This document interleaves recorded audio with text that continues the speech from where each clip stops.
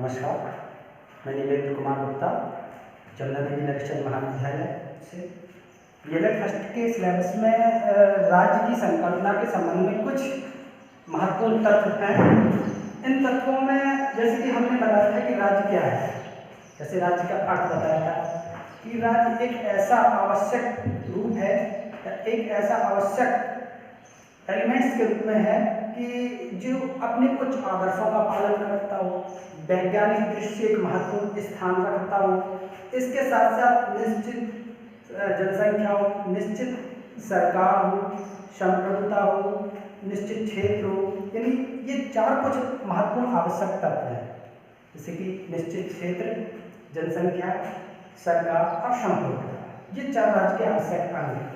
इन सबको मिलाकर राज्य की संकल्पना की जा सकती है। राज्य के संबंध में विभिन्न विचारकों ने अपने अपने विचार दिए, है ना।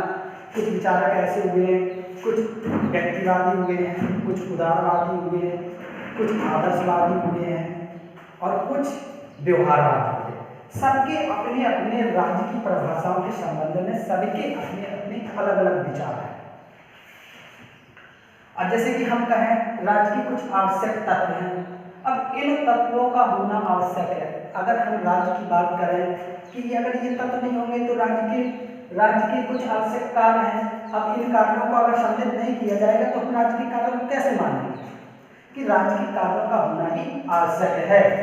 जैसे कि राज्य के कार्यों में ये कहा गया कि एक आवश्यक कार्य होते हैं और एक ऐच्छिक कार्य होते हैं। आवश्यक कार्य क्या है? ऐसे कार्य जो राज्य के लिए बहुत ही आवश्यक हैं, जिनको राज्य को करना आवश्यक होता है।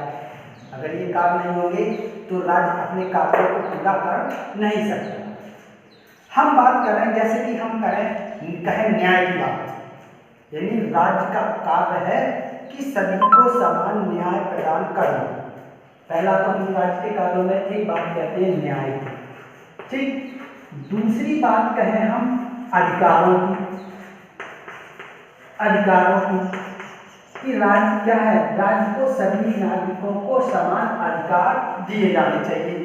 दूसरा न्याय, पहला न्याय का मतलब है राज्य सभी को समान न्याय प्रदान करेगा विधि के अनुसार। विधि के अनुसार राज्य सभी को न्याय प्रदान करेगा। दूसरी बात हो गई, अधिकारों की बात हो गई। तीसरी बात अगर हम कहें यहाँ पर कि राज्य के कुछ आवश्यक तत्वों में, जैसे कि बात है बाह्य आक्रमण। क्या है? बाह्य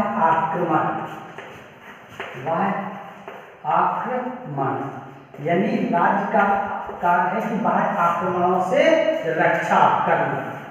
क्या करना? रक्षा। बाह्य आक्रमणों से रक्षा और आंतरिक अशांति जो है उससे भी उसकी क्या करना? रक्षा करना। तो राज्य के कुछ आवश्यक तत्वों में इनको सम्मिलित किया गया है कि चौथा, आंतरिक अशांति के आधार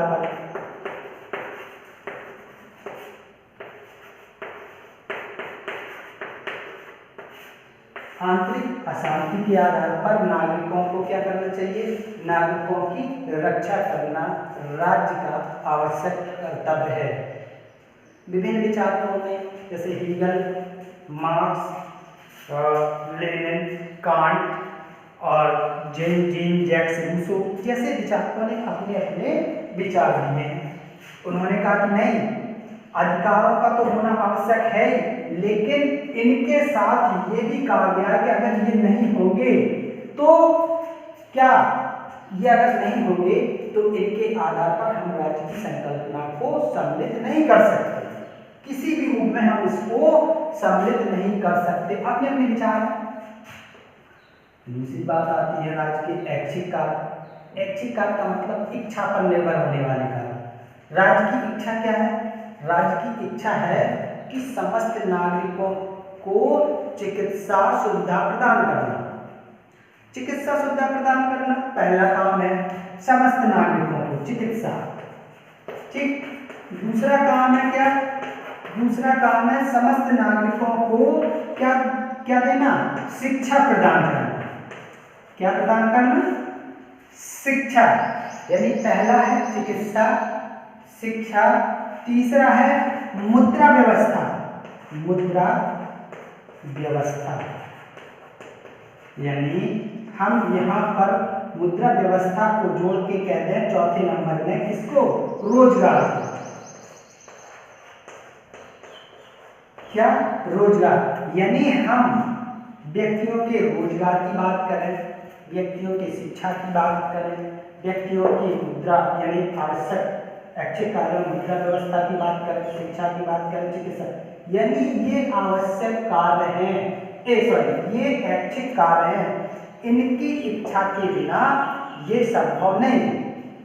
अब क्या क्या कहता है राज्य, ये भी कहता है कि ऐच्छिक कार्यों की संकल्पना के आधार पर मजदूरों के भी हितों का ध्यान रखना, कृषि की उन्नत व्यवस्था को सुधारना, यानी हमारा जो भारत देश है वो कृषि प्रधान देश है। यहाँ की अधिकांश जनसंख्या किस पर निर्भर है, कृषि पर।